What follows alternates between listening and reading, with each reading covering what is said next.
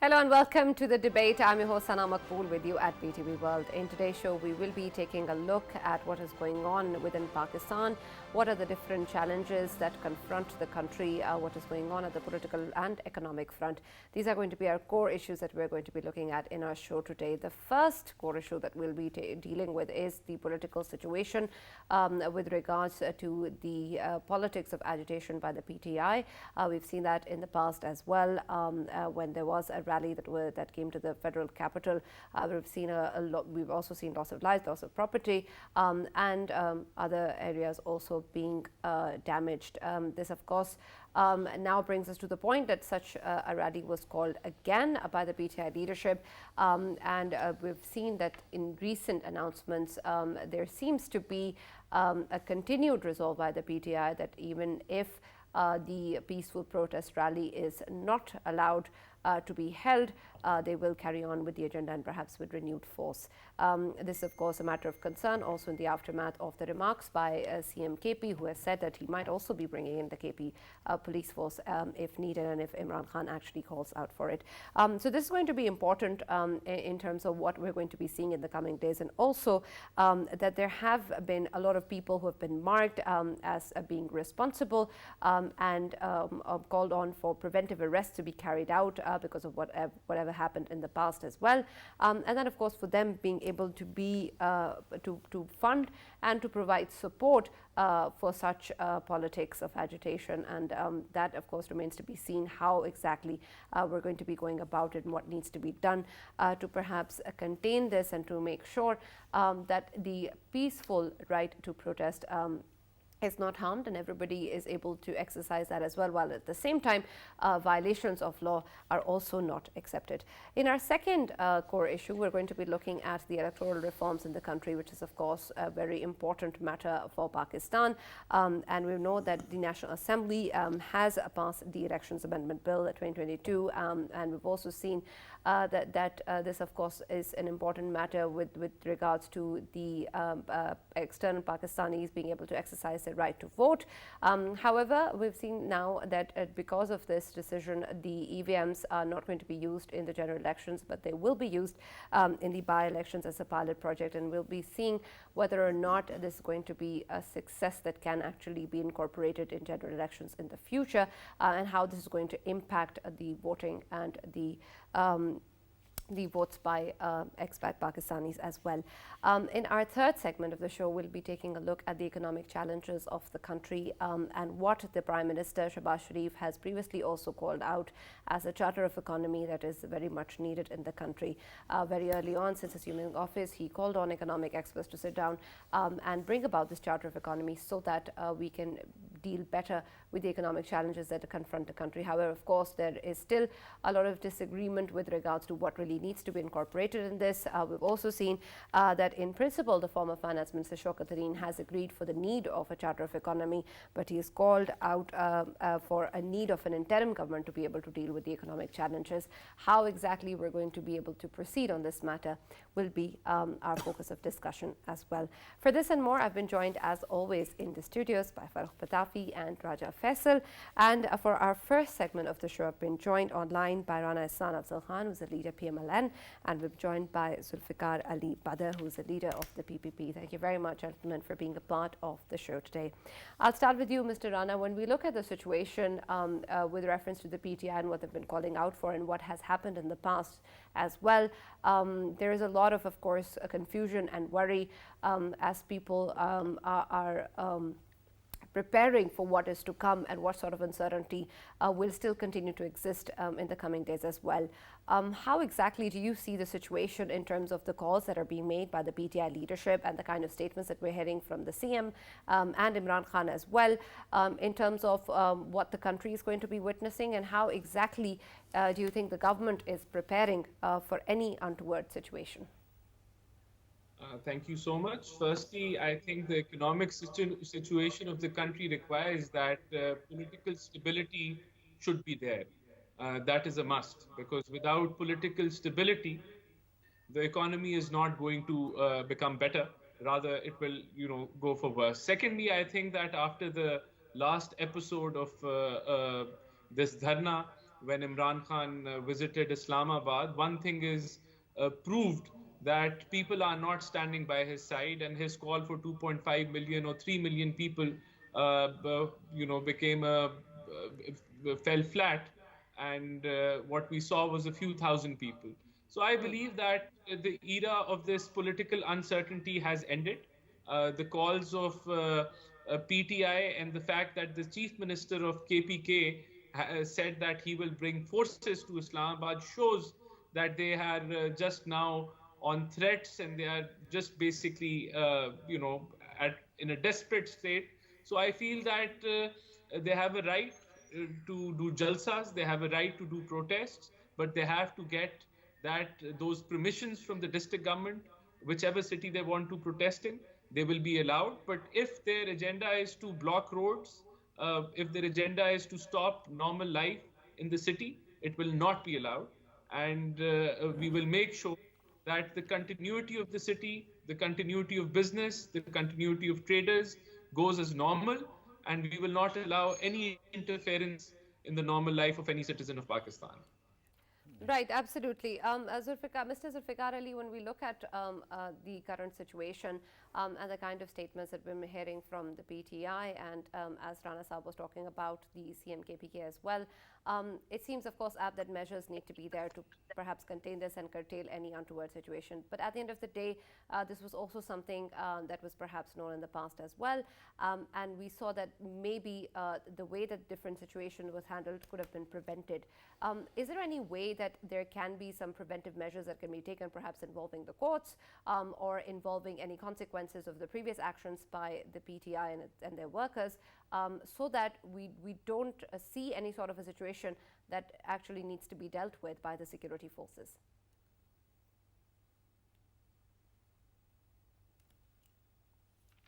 Mr. Zulfikar, can you please unmute yourself, because we're unable to hear you? Bismillah ar-Rahman ar-Rahim. Thank you very much for inviting me to your show. Yes, there are measures that we can prevent. Can you hear me? Yes. Yes, absolutely. Please go ahead. Okay, thank you. Yes, there are measures that we can prevent from situation which has taken place few days back when this long march started. You see, I just want to quote one example. There are a number of examples, but I just want to quote a recent example that our chairman, Mr. Bilawal Bhutto Zardari, started long march on 27th of February, and we came to Islamabad on 8th of March. And it was a 10-day long march with number of people, thousands of people moving along. And when we came in Islamabad, there was not even a single, problem that arose by the long march, the people accompanying in the long march. We were right from the beginning saying that our march is going to be peaceful, and we are not going to disturb the people, or we are not going to disturb even a single rose or petal or a tree in the city, and we have proved it. So now the problem is, if we look at the day long march, the people walked in the city of Islamabad, they actually destroyed. It was a big devastating experience from the people who walked in Islamabad, and they actually burned the trees, and they have done irreparable loss to the city, capital city. Yes, if Imran Khan Sahab wants to come and hold their procession or any kind of long march, Pakistan People's Party believes in it. Pakistan People's Party believes in Jalsa, Jalus, Long March, any kind of, thing that you want to raise your voice for the people of Pakistan. People's Party will always support, but not at the cost of the people or any irreparable damage which has recently happened. And I would like to add that thing, what CM KPK said, that when they want to come to Islamabad, they are going to have a armed wing or the armed forces who are going to march before the political procession, and they are going to deal with the security forces. This can be prevented, this can be avoided if Khan Saab and all the people from PTI, if they come to a solution, come to a conclusion with a mutual agreement with the government allies that they are going to sit in or come to a particular place, they will hold the march or they will hold the jalsa or julus and they will go back Exactly. and they are not Exactly. going to damage they are not going to damage anything in the city. So You're this very can right be about it, this that, Zulfikar Saab. You're very right yes, about it. thank you, Rana thank Saab, you. I wanted to ask you. Of course, we have been hearing about Charter of Democracy, and of course, we want the parties, the political parties, to go towards it, including PTI, because that would be in the larger interest of the people of Pakistan. Because end of the day, it is the people of Pakistan that get hurt whenever something of this kind, of this nature, takes place. I just wanted to ask, of course, when we talk about Charter of Democracy, there is accountability. There are certain other things which we know that there would be a disagreement. But can we reach to a consensus on political conduct, as Zulfikar Saab was mentioning, and I want to talk about it as well, that there would be a certain red line that should never be crossed. Can we see that in coming future, that all of the political parties, they sit together and they define that red line and they define that political conduct and they agree upon it? What you're saying is a normal for parliamentary democracy. It's a norm. It's something which happens, without any debate or without any discussion. But sadly, in Pakistan, what we saw in the last 4 years was a government which was not interested in sitting with the opposition, which was not interested in making consensus, which was not interested in taking along the opposition. And we truly believe that PTI should today be sitting in the assemblies. They should be there. They should be there for the amendments. They should be there for the electoral reforms. And I feel that without them being in parliament, it does not feel right for the parliamentary democracy of Pakistan because they're a major political party.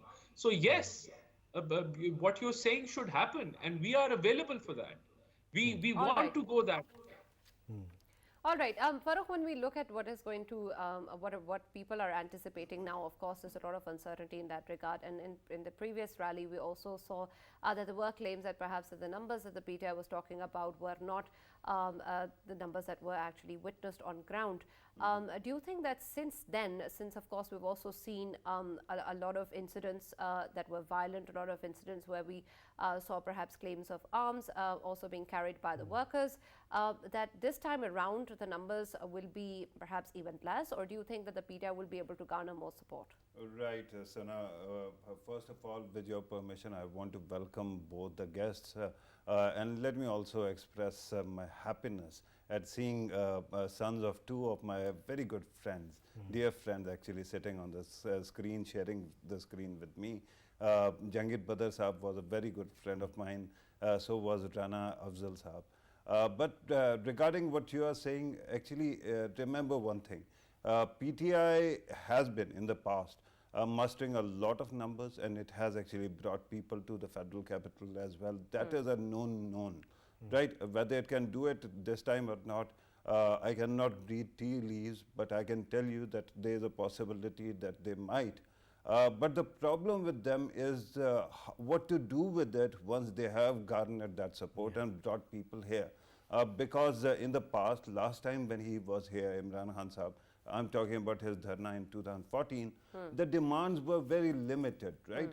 This time it seems that they want an explicit overthrow of the government and calling for the next election.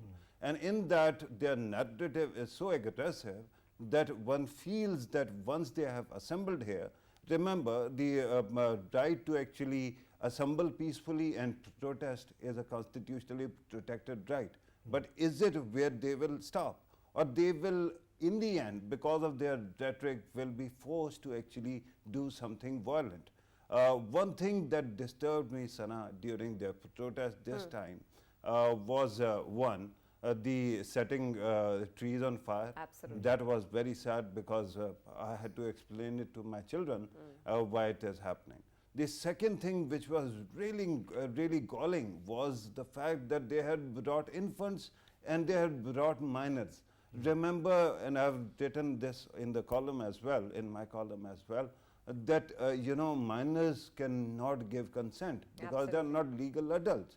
So at that time, bringing them into this was akin to actually holding them hostage. That was very sad, right? If you don't do that, and if you come here and you are going to be peaceful, I think who can stop you, and why should anybody stop you? Absolutely. And that, of course, is really important. And I hope that the PTI, if they do march again, really do consider that as well. But when we look at what happened in the past as well, and the right of people to gather and protest, that is, of course, understandable. But at the end of the day, Rana Sahab, when we look at the previous rally as well, of course, there was a call for a sit-in, which was then later called off without really getting the demands that were asked for previously, such as the election date. Is in this time around, even if they do march and they have certain objectives or they have certain demands, do you think that this is again a possibility that they'll rally in and not sit in, or do you think that this is not something that they can do once again, since of course it's happened already in the past? So does that mean that they'll sit in? In that way, what really would be the strategy of the government? It's back. Okay, so whatever they want to do, they need to bring that plan to the Islamabad, to the capital administration. If they want to sit in, they can be facilitated in a similar manner. The Jamaat-e-Ulama Islam, JUIF did. They gave a plan to the PTI government, and they were allowed to sit on Srinagar Highway. So if they want to have a sit-in, they need to get that plan approved, and they will be allowed. If they want to have, they want to do a jalsa and then go back, they need to give that plan to Islamabad, and if it is approved, we will allow it. Rana Sahab, essentially what you're saying, if they give a plan to sit in, they will be allowed to sit in perhaps indefinitely? We can give them the parade ground. Even that can be considered. But the fact is, that is not their plan. They don't want to do a protest on the side. They don't want to, do a jalsa and go back. They want to block Islamabad. They want to blackmail the government. And the fact is, I am 100% clear that if we go for elections today, we have almost $2.5–3 billion which we can use for our import, and if we go for elections now, that is understood, and one can actually talk about the fragility of circumstances. But if you remember, every protester actually watches and learns. For example, first TLP, when you were in government last time, TLP came to Islamabad and they were sitting on the sidelines. And at that time, nobody took notice. Then they came and then they lock-jammed the main artery, and then everybody took notice. Similarly, Maulana Fazlur Rahman was actually protesting on sidelines, but hardly anything concrete was achieved. Don't you think that our regressive political culture is educating these parties to be as violent and as obstructive as possible? Absolutely. And Rana Sahab, before you answer, let me just welcome in the show Mr. Sarwar Padi, who's a political analyst. He's joined us on Telephone 9. Thank you so much for being a part of the debate, sir. Yes, Rana Sahab. Yes, in a way, if you give in, once you give in to these sort of tactics, it means that the government is, setting an example for the future, that if you bring in maybe 5,000 people or 10,000 people, and if you're able to block a major road or a major artery and make national news, that the government is going to, give in to the demand. And that should not happen. The writ of the government should be kept intact. So do you think, Rana Sahab, do you think that their demands are going to be considered by the government if they're sitting in a parade ground? If you want elections, then you either you quit from the KPK government, you come into the assemblies and you go for a no confidence motion, you kick us out, and then you dissolve the assemblies. Or when you were in government, you should have dissolved the assemblies. Now their demands, what they're demanding, is not going to happen. The elections are going to happen in August 2023. All right, let me also go to Mr. Badi. Right, Rana Sahab, I'll come back to you as well. Mr. Bari, when we look at the issue of electoral reforms, of course, it's an important one. And we've seen that now we know that the electronic voting machines perhaps will not be used in the general elections, and they will be used as a pilot project in the by-elections. This, of course, has been a lot of concern of the PTI as well as other political parties, whether or not this is going to be good for electoral reforms in the country. How do you see this particular decision, and how important do you think it is to be able for expat Pakistanis to exercise their right to vote? And with your permission, Sana, I have to add to these questions. Yes. Bari Sahab, in 2002, we remember there were certain reforms, they were called LFO. In 2008, we saw 18th Amendment taking place. Then later on in 13 and 18 also, we saw ROPA and other amendments. And we continue to keep on amending. Why is it that we cannot find the sweet spot and actually settle on that? Well, I think if we look at electoral reforms history, of course, you are absolutely right. But I think in the recent past, in 2017, all political parties sitting in the parliament unanimously passed a 2017 Elections Act, and the use of EVM and I-voting for the overseas Pakistani voters was made part of the Elections Act 2017.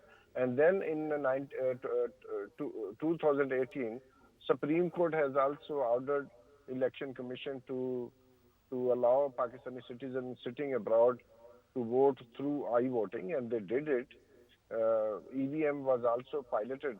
But beside that, Election Commission also prepared in 2018 the strategic plan 2019-23, in which Election Commission has promised to the nation that it would pilot the EVM and I-voting, which Election Commission has miserably failed to do that.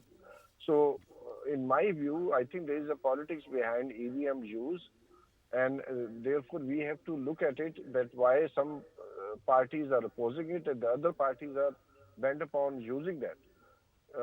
Because politicians are politicians. They run after power.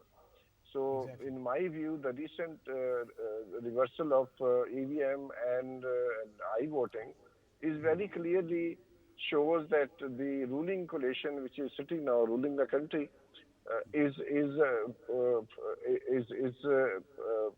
against allowing the overseas Pakistanis to cast their vote in the next general elections. Exactly. Because clearly the enough data is now available showing that PTI appears to be more popular among overseas Pakistanis than the rest of the coalition. Right. Faisal, with your permission, I just have one extrapolation to go for. So you said that it seems clear that the ruling coalition is against giving the right to the expatriates. But Islamabad High Court, in its observation, actually stated something else. It said that this law does not deprive the expatriates from the right of vote. I don't know. I have not read the decision of the High Court, but if you read the verdict and the order of the Supreme Court of Pakistan, which was given after the 2018 general elections, it is very clear that Election Commission was ordered by Supreme Court that EVM I-voting must be used in order to facilitate overseas Pakistanis so that they can participate and vote in by-elections in 2018. Right. Yeah. And also, Bari Sahab, just a quick qualification of what you said earlier with regards to PTI's popularity among overseas Pakistanis. Just want to be able to know how exactly have we gauged that, and even in terms of the recent events, how do we exactly know that they're popular among overseas Pakistanis? Well, I just mentioned because there are some studies which shows that in 90 constituencies, National Assembly constituencies, there is a likely to have an impact on the election results if overseas Pakistanis are allowed to vote through I-voting. This study has been done because these are the hotly contested seats, in Punjab, and in Punjab there are 45, and rest of the 45 constituencies fall in other provinces, because in these constituencies the margin of victory is less than 5,000. So, Exactly. according to some studies, PTI appears to be more popular, and therefore there must be some reason that the All right. ruling coalition, Sure. Zulfikar Saab. ruling coalition, even when it in power and before that, has been vehemently opposing the use of high voting in Pakistan. Absolutely. Very true. Zulfikar Saab, finally I have a chance to ask you a question. I want to obviously give a situation first. Of course, I belong to a family, I mean, majority of whole of my maternal side, they are living in Britain. And of course, their kids and then their kids, they are living there. They're born there, they're brought up there. And I mean, right now, nowadays, almost every second day, I'm getting a call from a few of my cousins who hardly visit Pakistan, but still they are so concerned about Pakistan. They are so concerned about situations, political situations of Pakistan. And the biggest credit I would like to give is to the media, because there are media channels round the clock. They are giving updates in England, in elsewhere, in throughout the world. Of course, they are concerned, and they have the special bonding with Pakistan. And I have spent time in there, and I'm sure you keep on visiting there as well. And you would know this, that Pakistani expats are so special in this way that they have a special bonding with Pakistan, whereas the other overseas nationals, we hardly see their bonding with their own countries. But Pakistanis, they have a very special bonding.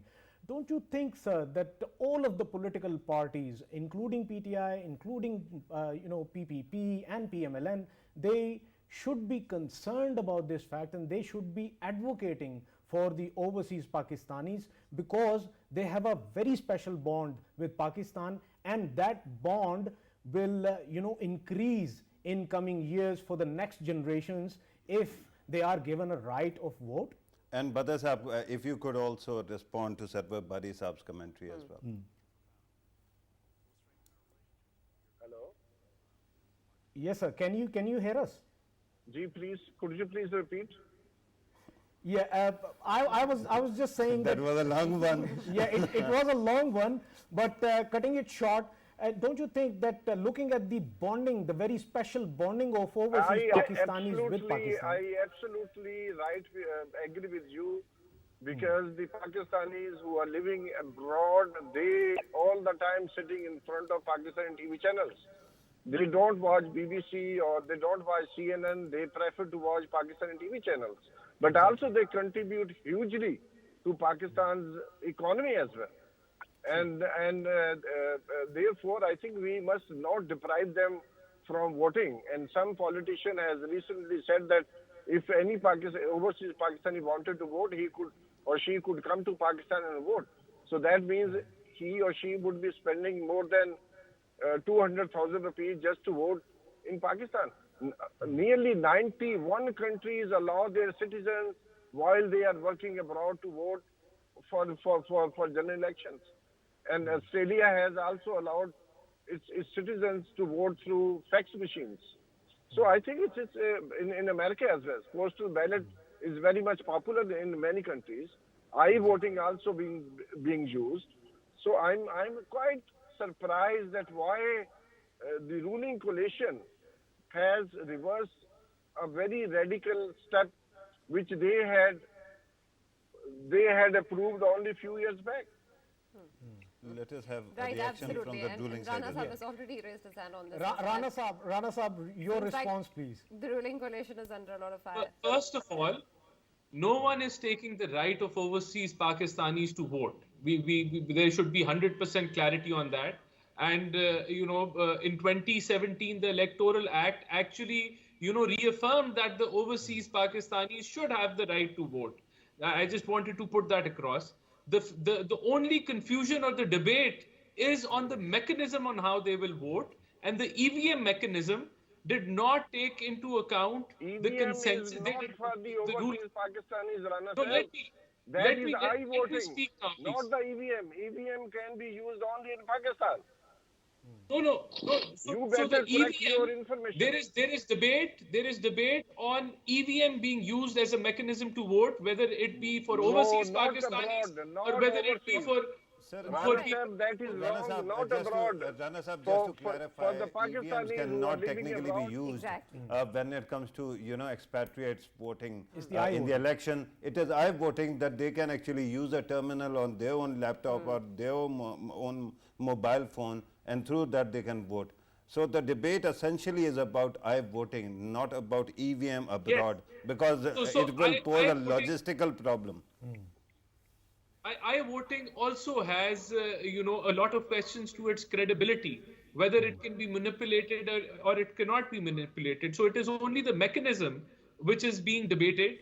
We whenever the electoral reforms should allow overseas Pakistanis to vote, but the mechanism should be transparent, and all the stakeholders, be it the government or the opposition, should have consensus on it. That Right. that they agree that this Absolutely, mechanism but is Rana Sahab, foolproof. what exactly will that mechanism be? Is there any conversation that's happening on that? Is there any efforts to get consensus on that, regardless of I-voting being used for now or not? What other mechanism actually does exist? Embassies. So, it is, ballot paper voting in the embassy. And the It, consulates. it is postal vote. So I don't, this should be a part of the discussion, and any reforms should include that. Yeah, but you realize, Rana Sahab, that when it comes to the countries which are big in size, Canada, for example, is humongous. And there, actually, for a citizen to actually make it to the embassy will be a logistical nightmare, right? Well, Unless you actually favor postal ballots, which are going to be very inefficient. whatever we have to make sure that the mechanism is foolproof, rigging proof, and transparent. If that mechanism, if no one is satisfied, the well, stakeholders I are think not satisfied on the But isn't mechanisms. I-voting perhaps a if better you way to use be able that to line ensure of that argument, and to perhaps refine that process would instead of mean going that towards you postal have balloting? I think Bari Saab is saying. Yes, Bari Sahab. जी मैं ये what I was saying is that you see we have to allow our overseas Pakistanis to vote. That principle has been accepted unanimously by all political parties. Now the question is, what mechanism should be used for the overseas Pakistanis? Yes. There are a number of ways which are being practiced by many countries, including South Africa, Turkey, Australia, New Zealand, and nearly 91 countries are allowing their citizens who are sitting and working abroad. Similarly, we can use I-voting, we can use multiple mechanisms and methods to allow our Pakistanis to vote. Now I'm aware of the fact that many overseas Pakistanis are going to start a campaign. They are going to approach their relatives and friends so that they should not vote in the next election to those parties who have deprived them from voting from overseas. All right. Thank you so much, Sarwar Bhai Saab, for being a part of the show and sharing your views with us. Unfortunately, that's all we have time for this segment. We'll just quickly take a look at the economic situation of the country as well, and the Charter of Economy that has been spoken about by the Prime Minister repeatedly. Again, something that perhaps in principle is agreed by all political parties, but at the end of the day, the way that these measures need to be taken or what needs to be part of the Charter of Economy is still quite unclear. Farrukh, do you think that there is something that can be done with regards to actually having these political parties or different stakeholders sitting down and developing this Charter of Economy, or will this also be something that it will just remain in theory? Right. The emphasis, Sana, essentially is on national dialogue, right? And that is very important at this moment. The state of our economy is really shabby, and then we are also sitting next to two economic powerhouses, India and China. And that actually it reminds us how many opportunities we have missed because we keep on fighting among ourselves, right? In that state of affairs, it is the logical conclusion that everybody should engage in a dialogue And if you remember, a former chairman Senate and also a sitting CJ of that time also spoke about this idea. But the problem is when you talk about various political parties, they have their own manifestos and their own agendas. And when you hope that they are going to agree on these things, these are essentially the policies on which these political parties actually fight elections. For example, let us talk about privatization. People's Party has a very different worldview on privatization. It has been consistently opposing various divestment opportunities, PIA and railways and others, right? When you talk about PTI, PTI has its own worldview, and then PMLN has been actually privatizing. Now, how do you square this circle? Right. This dialogue is important, and mind you, if we have enough stable economic policies, I assure you that in coming days we can have a great economic boom in this country. But will that happen, and who will lead the charge is the biggest question. Absolutely. Badr Saab, the former finance minister Shaukat Tareen spoke about the need of an interim government to be able to deal with these economic challenges. Is that really a prerequisite that is needed to develop a charter of economy or to move forward with the economic challenges? No, it's not necessary that you have to come up with a interim government. This government, along with all the stakeholders, they can come on the table and talk about it. They just have to come up on a point. They have to agree on a point where there is a policy for a short, mid-term, and long-term achievement of goals, where all the governments who are the future governments in Pakistan or the current governments actually having the mandate from the people, they will be able to make a better decision, because they have to keep in mind, because when they go back to the people, so they know the problem of the people at the grassroots level. The interim government is going to make a difficult decision, and they are not going to keep in mind the people of the grassroots. Same happens in every government where there are unelected people who come into a position through Senate or some other way. And when they make a tough decision in the government, so they have no liability to go back to the people. So they make some kind of decisions where there is a difficulty for the people at the grassroots level. Absolutely.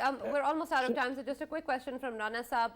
Of course, there is need for consensus and a dialogue, but considering the political situation, it doesn't seem that that's going to happen anytime soon.